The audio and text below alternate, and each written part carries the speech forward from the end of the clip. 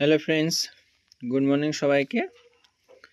Staff nurse recruitment information নিয়ে আমরা আলোচনা করছিলাম, আর তোমাদেরকে স্টাফ নার্স রিক্রুটমেন্ট যে কোশ্চেনগুলো গত বছর হয়েছিল সেগুলো দিচ্ছিলাম।